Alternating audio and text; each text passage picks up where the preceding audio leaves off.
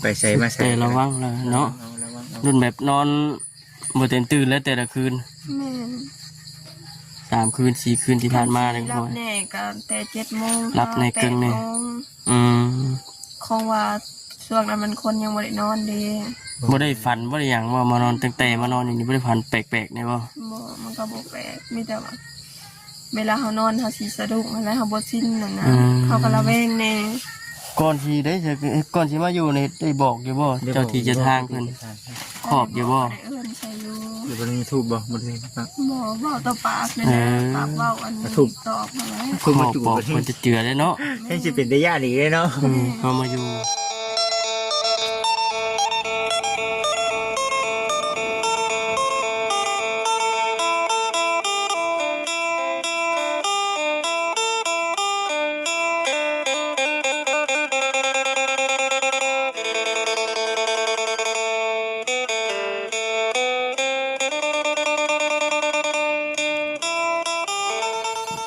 ทั้งมันยังไม่อยู่เลยเนาะไม่ถึงจิตใจให้มันอันนั้นก่อนสงบก่อนมันจิตใจสงบพักจากนี่ได้ซะอันซะนะเจ้าอันนี้ก็คงเพิ่นนั่นแหละป้าอันนี้แค่หัวเพิ่นน่ะขอเพิ่นมันอีมาบ้านวันนี้เลยแม่นบ่โอ้นี่เลยพี่น้องเนาะมาบังแน่ว่าจะนอนปิ่นหัวขึ้นทางพุ่นเนาะปิ่นหัวสะพากตาทำดินไหนมันเห็นเอาแต่ผ่าตังถึงลงเดถึงลงข้างเนื้อข้างแล้วมันยังเป็นปองเพลงโหดกวนบ่ย่ำอีกบาทกี่คิดว่าบ่ย่ำเพิ่นนั่นโหดแล้วอันนั้นยังว่ายังอยู่ในบ้านในเมืองอยู่น่ะเนาะบ่จิเนาะเด้อสิถามเลยน้องน้ำเพชรสิฮอดพ่ออยู่บ่แน่บ่ได้เห็นถึงจังได๋ก็บ่เห็นเลยเนาะตั้งแต่ออกมาวันที่17ไปบ่ได้เห็นหน้าพ่อมันนะคะแบบบ่ได้เห็นหน้าบ่ได้เห็นหูบ่ได้เห็นภาพหยังนะมีแต่นี่แหละผู้มักถามก็จับโทรศัพท์นี่แหละผู้นี่ติผู้เพิ่นผู้นี้ได้จักได้ผู้นี้อีล่ะพ่อไปไสพ่ออยู่เฮือนนะเพิ่นบ่ได้มาดินน้ำได้เนาะเพิ่นไปเฮ็ดเวียกตอบเพิ่นไว้เนาะเอ้ยนิดน้อยเนาะคิดว่าพออยู่เฮือนหั่นแล้วเนาะก็คิดว่าพออยู่เฮือนแม่พามาเที่ยวแล้วกันแล้วผมคิดคนเด็กน้อยผมคิดเด็กน้อยเพิ่นเนาะคุณเล่เด้อพี่น้องเด้อเนาะคลิปนี้ก็ได้เบิ่งไปน้ำกันเนาะคือแบบนี้เด้นี่พื้นไผ่เด้นี่มันเหมาะเด้นี่เนาะด่วนโอ้ยขังไว้จุไว้พอบ่ให้มันอันน่ะหมอดมันมีพื้นมีไฟมีคุมเข้าไปนี่โอ้ยเนี่ยกลางคืนมากระดังนะฮะนี่ใช่ทางมาเด้มันมีคลองหาอยู่นี่นั่นบ่แม่แล้วก็เด็กว่ามือแรงกับว่าสีจุกองนั่นอ้อมหน้าอ้อมหลังแม่อาศัยมันแจ้งแม่เด้อาศัยมันแจ้งเนาะแม่โอ้พี่น้องเลยสภาพอากาศอันตรายเกินมันก็สุดแต่ลำบากซะนี่ได้เนาะเวลาฝนตกมานี่หัวอยู่บ่มันก็ทั้งนี่มันบ่หัวมันที่ว่าบองมันองค์เด้มันตัวนี้มันบ่มันต้ององค์เดียวสิเด้อระวังเด้อเนาะอยู่กลางวันกลางเว้นก็ตามแต่กลางคืนพร้อมยันงูเงี้ยวนี่แหละเนาะสิแหละพี่น้องเด็กน้อยมึงนี่จักยังเด้พากันหยอกพากันอันน่ะเว้ากันอยู่เนาะเนาะนี่แล้วพี่น้องเนาะคนเฮาชีวิตคนเฮาบ่ได้คิดว่าสิมาถึงจุดนี้แล้วก็อยู่ร่วมกันจนฮอด8 ปี 9 ปี8 ปี 9 ปีตลอดที่ผ่านมาก็เคยพิษเถียงกันอยู่เราว่าแต่ก็บ่หุ่นแฮงขนาดนี้เนาะยังว่าพอปรับปรุงแม่นปรับความเข้าใจกันได้เนาะตะกี้เนาะแม่เขาอดทนได้นะเขาเป็นเมียอดเพื่อลูกได้คิดทำได้ก็คิดใส่หน้าลูกไปให้ลูกไปทำท่าอยู่ดีลูกเดี๋ยวกันเป็นกำพร้าว่าฉัน แม่ไม่ให้ลูกคำพาพ่อตัวเองก็เคยคำพาแม่นะตัวเองก็เคยคำพาแม่ไม่ให้ลูกคำพาพ่อคันว่าพ่อก็ยังคือพ่อขี้หมดเลยแท้คิดไว้นั่นแต่ราคากูมือเนี่ยมันอดบ่ได้เลยที่มันลายเถื่อหลายทีลายเถื่อเก็บลายเถื่ออดเลยบดขีดจำกัดเนาะบดขีดจำกัดเลยฮอนขีดจำกัดมันอดบ่ได้บัดอาบน้ำได้ใช่อาบน้ำในใช่อยู่นี่บ่หรือว่าจังไดบางเถื่อก็อาบในหันบ่เนี่ยระวังเด้อเนาะคิดคือเคลื่อนได้เป็นตุ่มเป็นอันนี้แล้วบ่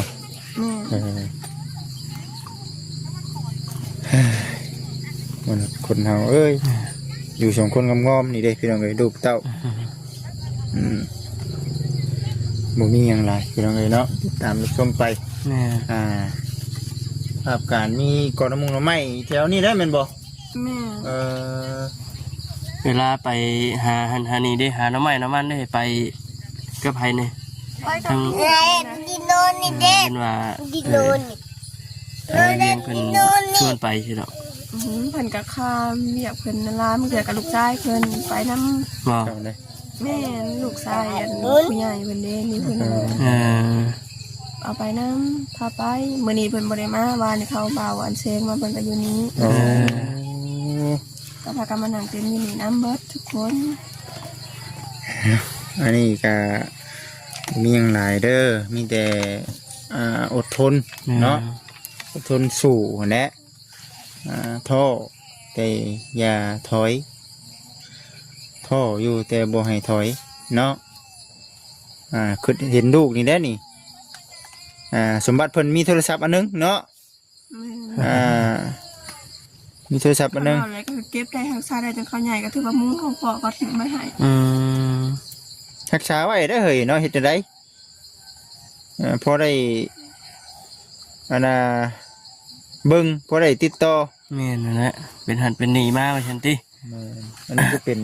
มั่งของพ่อเพิ่นคือว่าเนี่ยเนาะแม่นคันว่าเขาถามลูกใหญ่มากกับ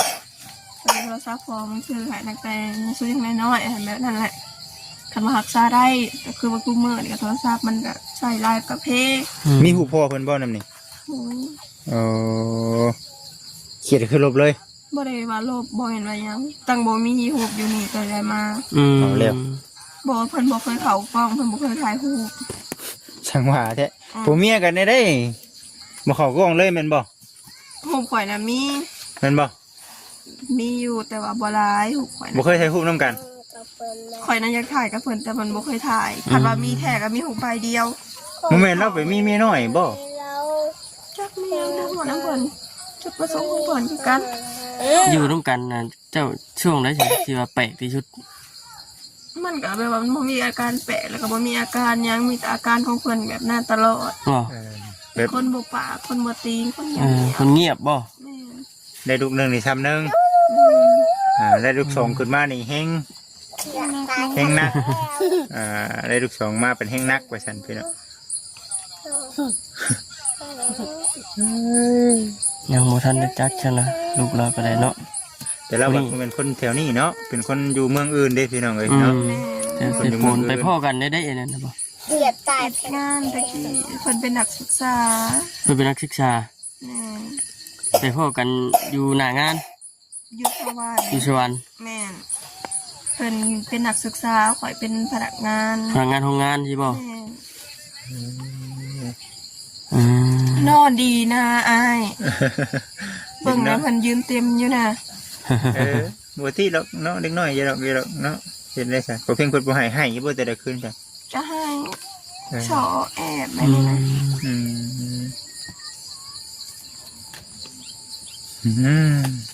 เนาะอดเอาเด้อเนาะอดเอาสู้ๆนะเพื่อลูกเพื่อเจ้าลำบากอยู่กับลูกกับผัวก็อีกแบบนึงเนาะนี่ลำบากซ้ำนั่นแหละพี่น้องเลยเนาะบ่สบายบ่ฮะเมื่อหน่าสิบ่ซื้อขนมมาให้กินก่อนเด้อเมื่อคืนนี่ก็ว่าเป็นไข่คืนนะว่าเมย์เราว่าบ่ฮันไข่เดี๋ยว2-3 มื้อแล้วแต่ว่าบ่มีเงินซื้อยาให้กินพอดีเขาเบาแซงมาว่านี่เพิ่นเอาหายกะ ใครแน่ ซื้ บ่ อยาให้กินก็พอดีใครแน่ อืม โดยเอ้ยเนาะคันสิบอกว่าเพิ่นไปมีเมียน้อยมีคนใหม่บ่นี่ก็ยังบ่อยากนำเพิ่นเนาะ แม่นเขาจับเพิ่นบ่ได้นะถ้าเขาจับได้ค่าหนังค่าเขาคายว่าเพิ่นมีหันมีนี่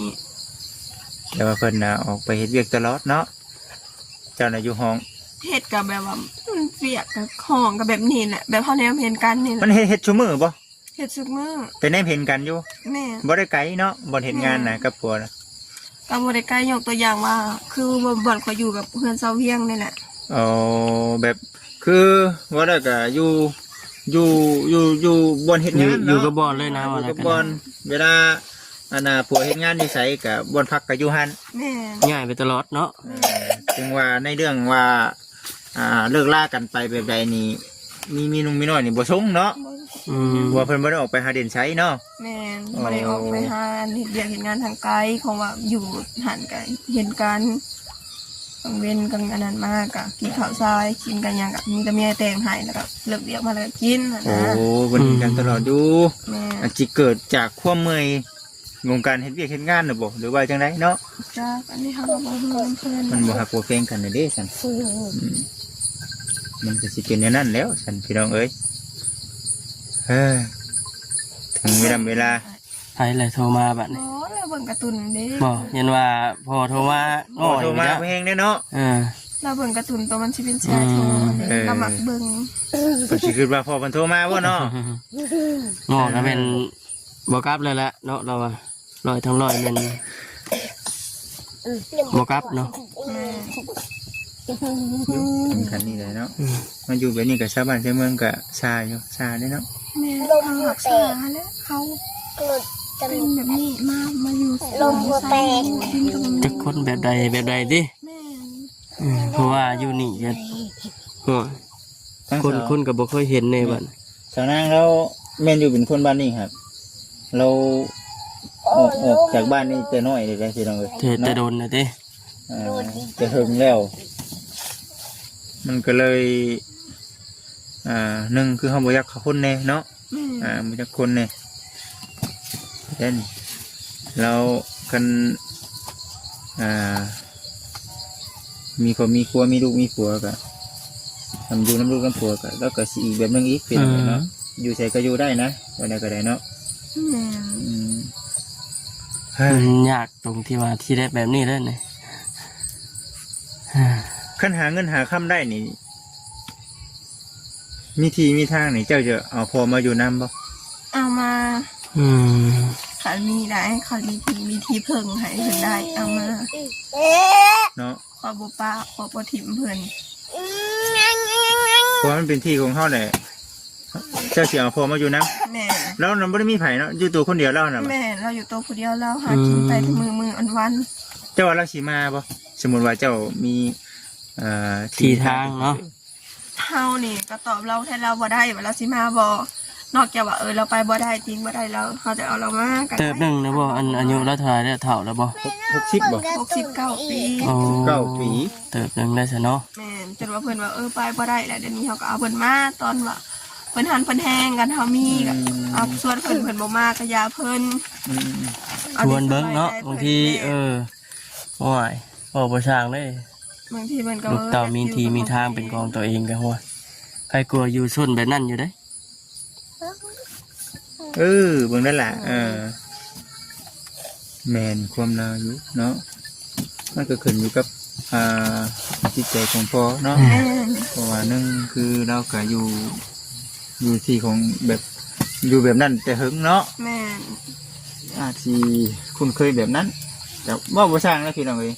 ถ้าหากว่าเพิ่นได้มีตลอดอยู่ก็บ่อยากมากก็ต้องได้มาแล้วอ่ะจะได้สักมีทางแค่นี้ได้เฮ้ยลูกเต้ามีทีมีทางเลยโอ้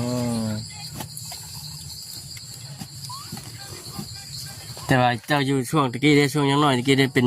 ดินดอนตอนหญ้าได้อยู่เฮือนอยู่ซ่านน่ะ แต่อยู่แบบพ่ออยู่คู่มือ อันนั้นมันเป็นดินไผ่นะเป็นดินไผ่ก็ แต่บิตามีนะเป็นดินปูดินหญ้าดินปูดินหญ้าบัดนี้นะปูหญ้ามาปั้นให้ลูกให้เต้าหั่นนะ ปันแล้ว แม่นเพิ่นเสียไปแล้วปูหญ้านะ เพิ่นมาปั้นนำไปในลูกผู้นี้เนี่ยเขาบ่ปั้นให้ เอ้า เขาใส่ลายว่าแล้วหักเอาเงินเอาคำไปสู่เมียแล้ว โอ้ก็เลยว่าเอาเงินคำของเจ้าไปเมียก็ได้เด้เนาะ แม่เอาเงินเอาคำไปสู่เมียแล้ว แต่ความเป็นจริงกะบ่ฮู้เอาคือกันเอากับแม่นบ่เขายังบ่ได้เกิดเพราะว่าเป็นนิสัยเรา แต่คำพูดแน่นั่นคืออย่างคำพูดแน่นั่นมันก็อยากสุขุนนั่นแหละก็ต้องเอาเงินพ่อน้ำแม่คือข้าวตะกี้นะเอาผัวเมียเนาะก็พ่อแม่อันน่ะสุดช่วยน้ำแต่ก็คือว่าแต่ละครอบครัวมันคือการทางสมัยนี่ก็คือว่าแน่เนี่ยผู้ใดหาเงินได้ก็แต่งเองไปหาบ่ได้ก็ให้พ่อให้แม่น้ำพ่อแม่บางคนก็เขาคิดอยากให้ลูกเต้าได้ซ้ำกันก็ไล่ให้มันซะประจันนะก็เป็นอันแบบว่าคนบ่มีที่ทางเลย แม่ โอ้ยเบิดเท่านั้นฉันกินเอาไปนี่แต่นั่นแหละกลางคืนก็ระวังเลยเนาะไปใส่มาใส่ แต่ระวังเลยเนาะรุ่นแบบนอนบ่เต็มตื่นแล้วแต่ละคืน แม่ 3 คืน 4 คืนที่ผ่านมาเลย รับแน่ก็แต่7 โมง รับในกึ่งนี่ของว่าช่วงนั้นมันคนยังบ่ได้นอนเด้ บ่ได้ฝันบ่ได้หยังว่ามานอนตั้งแต่มานอนอย่างนี้บ่ได้ฝันแปลกๆได้บ่ มันก็บ่แปลกมีแต่ว่าเวลาเขานอนเขาสิสะดุ้งอะไรเขาบ่ชินน่ะนะเขาก็ระแวงแน่ ก่อนที่ได้ก่อนที่มาอยู่นี่ได้บอกอยู่บ่เจ้าที่เจ้าทางเพิ่นขอบอยู่บ่ ได้เอิ้นใส่อยู่ หรือว่ามีทูบบ่บ่ได้ปัก บ่เว้าต่อปากนั่นแหละปากเว้าอันนี้ตอบมาแล้ว ทูบ ข มา อบ จุ บอก ประเท เพิ่ ศ นจะเจือเลยเนาะ ให้สิเป็นได้ยากอีกเลยเนาะ เฮามาอยู่ใหม่เป็นกลางฮู้แน่ มีพื้นที่ใช้เนาะมันเป็นตาอยู่กุนิกี่ดอกมันโคตรแต่นี่เนาะ พวกแล้วก็วังวีพูดแหละ ว่าบ่จักไผเนาะมีแต่อยู่เขตนี่มันเป็นเขตเขตป่าซ่าน้ำแน่พี่น้องเนาะระวังเด้อเนาะระวังเอา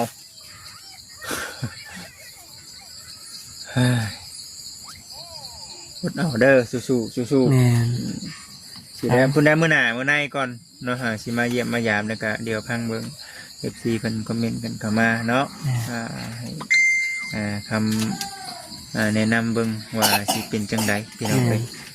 ในเรื่องครอบครัวเนาะของทางสาวนางเนาะอายุ29 ปีอายุ19 ปีครอบครัวได้หนี้เนาะหอบลูกหอบเต้า เหตุการณ์ จะได้เด็กน้อยน้องน้ำเพชรเสริมพลนายเนาะ อ๋อมีแต่ว่ามื้อหน้าไปเด้อมื้อหน้าสิเข้ามาใหม่เนาะพังเบิ่งมื้ออื่นกันว่าเป็นจังไดก็เดี๋ยวสิเข้ามาหาอีกเทื่อพี่น้องเอ๋ยเด้อครับคลิปนี้ก็ฝาก FC ทุกท่านเป็นกำลังใจให้กับทางสาวนางเพิ่นนำเทื่อมีโอกาสเข้ามาก็เดี๋ยวสิเอาคำว่าของทาง FC เพิ่นได้ แนะนำเนาะว่าสิเนาะ แนะนำเบิ่งน้องน้ำเพชรมานี่ดูบ่าวสิถามมานี่มาอยู่ใกล้ๆพี่ไหมอยู่ใกล้ๆพี่พี่ดอกคนหูจักความนี่เกือบละนี่เดี๋ยวพี่น้องน้ำเพชรนี่อยากกินหยังเนาะเจ้าอยากกินหยัง ตอนนั้นไม่ถูกยักยังเลย กินบ่ขนมนี่ตอบไปบุคืดรถเนาะไก่เติบเลยนี่เนาะเพื่อชิวันหันค่าเนาะ แม่ ไก่เติบเด้อพี่น้องเด้อเนาะ ไก่กับดีคือกันแบบว่าขันไก่เขาบ่มีเงินให้ลูก โอ้ขันไก่แมันบ่มีเงินเนาะให้ลูกให้เต้า บ่มีเงินซื้อให้เรากินก็ยันเราให้กะไก่ เห็นเป็นแอบแน่เห็นดิ แม่ ไก่ที่ก็ดีเป็นอันดีกันเนาะ ดีแบบนั้น โอ้ยน้องบ่าวอิงกับบ่มีเงินคือกันเด้อ น้องอันน่ะน้ำเพชรเอ้ยเนาะนี่ที่สิให้เจ้าเก็บไว้เด้อเธอจะกินขนมน่ะ เฮ็ดได้เอา เฮ็ดได้ไรเบาดูขอบใจเด้อโอเค เนาะ เฮ็ดได้ไรละบาทสิถือไว้หรือว่าให้แม่โอ้ ใส่ยาจะ ย เป็นเนาะเป็นหืดเป็นยาเวลาเพิ่นเป็นไข้เป็นหนาวกลางค่ำกลางคืนมา คือว่าเดี๋ยวบ่สบายอยู่พอได้ซื้อยานำซื้อขนมพอได้ยั่ว แม่ก็พอได้เหยาะแน่นั่นเพิ่น มื้อนี้ก็มีของฝากของต้อนเพิ่นคือนมแน่แล้วก็ แม่น ปิ้งไก่แล้วก็เงินคงกินนี่แหละพี่น้องบ่ได้ ไม่ได้กับเพิ่นกับ่ได้กินแล้วได้กินนมเลยเด้ เห็นบ่จะกินนมก็ดีใจเนาะ แม่นคันมียังให้กินก็กินแต่ว่าคันบ่มีข้อยก็ยาข้อยก็สิบอกว่าแม่ซื้อซื้อให้กินแน่ ง่ายๆอยู่กับแม่เนาะ แม่น บ่ได้แอบบ่ได้หยัง ปกติแกเพิ่นก็บ่ได้เป็นคนแอบไปหยังบ่อยู่น้ำพ่อน้ำแม่ตะกี้ อยู่น้ำพอก็บ่แอบแต่ว่าเราสิได้กินสะดวกสบาย เป็นคนง่ายๆดิ แม่นเราสิได้กินสบายเราเอ่ยปากจะกินให้กินตัวแล้วพาไปซื้อ แต่บัดมาอยู่นำแม่แบบนี้ขอกินแม่ก็บ่มีให้ บ่มีเด้เนาะ เนาะเอาท่านมื้ออื่นหรือว่าจังใดก็สิเข้ามาเยี่ยมยามทางไทยใหม่ บ่ได้พุ่นแล้ว เดี๋ยวพังเบิ่งการงานทางบ่จิตก่อนเด้อบ่จิตมีโอกาสเข้ามาก็สิเข้ามาบ่จิตมีเวียกงานทางอื่นก็บ่จิตเองก็สิไปทางอื่น ไม่ว่ากันดิ กันนะเข้ามาใหม่เด้อ โดยสบาย สบายดีเอาน้องน้ำเพชรเอ้ย สวัสดี ข้าวเสริมพ้นเอ้ยมา